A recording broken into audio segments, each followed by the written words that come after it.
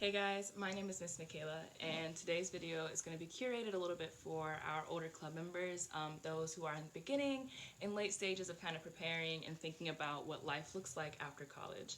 So this video is basically going to be just tips and do's and don'ts for applying for scholarships. I'm very fortunate in that I go to Ohio State for free, and I feel like a lot of that, or I know that a lot of that is because of my background and where I came from pre-Ohio State. And I will definitely give you guys tidbits on that as well to use. But yeah, so first things first, like applying for scholarships is hard, it's daunting. Don't wait to the last minute because nothing's worse than putting in a bunch of effort and getting a rejection. So definitely, when there's a deadline, don't wait until like the day before because that's just not how those things work. There's a lot of steps that you should take, which I will break down for you. And so my first don't is like not waiting to the last minute. The biggest thing that's been an endeavor for me in my college career is the FAFSA. The FAFSA is hard.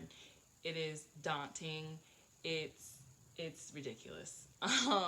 Definitely don't wait. Like me, like I have every single year of college except for this year waited to the last minute to do your FAFSA. Especially if you come from a lower socioeconomic background, they're going to ask you to verify a bunch of stuff. It's going to be super annoying, but it's part of the process. And if you don't have a FAFSA, like you are paying for college out of pocket, and you don't want to be in a place where your classes are dropped the day before they start because you don't have any money to give. And that's happened to me before, and it sucks. So don't be that guy. So yeah, do your FAFSA. Obviously you're going to need your information, your parents' information, things like that. Be prepared. Turn it in way before the February deadline. I mean, like, turn it in as soon as it opens. It opens in, like, October. Do it in, like, December. So as far as, like, actual scholarships are concerned, the first thing is, like, don't shy away from those $200, $300 scholarships, like the lower amounts of awards, because small amounts do add up over time, obviously. So if you get, a bunch of $200 scholarships, that can add up to $1,000 or $2,000 like quickly.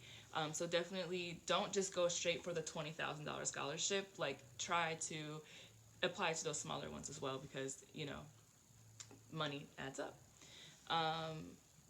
Second thing is, like, check to see if your school has any kind of scholarships available, especially for diversity and for specific majors. A lot of public universities especially do.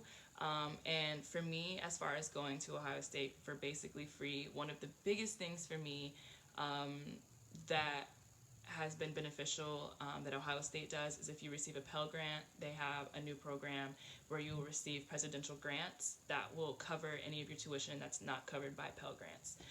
So when you get a FAFSA and you get your financial aid awards, you'll see if you get a Pell Grant. And if you do, you qualify for the presidential grants. Life hack.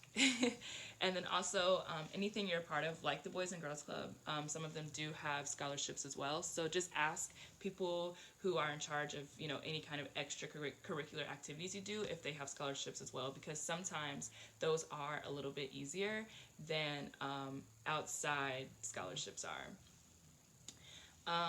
Always make sure you get any essay you send out revised. I'm sure your teachers or your staff members of the Boys and Girls Club will happily help you do that. So just ask someone like, hey, can you revise this? Give me feedback, anything that you think I could change to make this stronger, or what things should I keep, just so you can really send out your strongest work. And again, that also means that you need to not wait to the last minute, because if you give someone an essay to revise and say it's due tomorrow at noon, they're probably not going to do it for you. So you want to get that, into them a couple of weeks in advance. That way you can get it returned to you, make those changes, go through it one last time, and then send it out. Sorry, I wrote them down on my phone.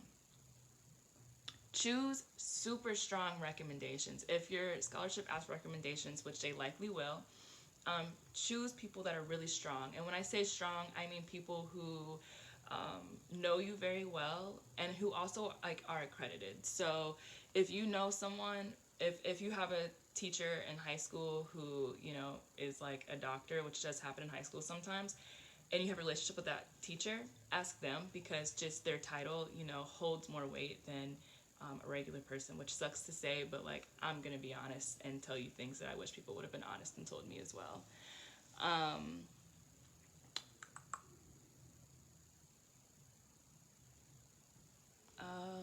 and then the last thing is the most exciting part about college money, and what I didn't know going into college, but what I found out immediately after starting is that anything that you have left over, scholarship and grant wise, you get refunded back to you, like directly into your bank account. And use that to also fuel your fire to like getting scholarships and stuff, because once your tuition is paid, that money is basically yours. And obviously use it wisely, like use it to it's going to go towards like your books, and then also, if you need like a new computer, it could be used for things like that. So the more money you have, the more money you're going to get back that can help you, because trust me, like, financial emergencies happen all the time in college, and if you come from a place where your family might not be able to drop what they're doing to help you, things can get really stressful. So having that extra money to bounce back on has helped me so much in my college career, that it's definitely worth it to try to get as many scholarships as you can, and to try to get as much money as you can, because one, loans suck and they're hard to pay back. Or they're not hard to pay back, but they take a long, long time to pay back. And the fewer loans you have, the happier you'll be at the end of your college career, for sure. So I hope these things help. Good luck on your journey if you choose to go to college. And if you don't, good luck on your journey still.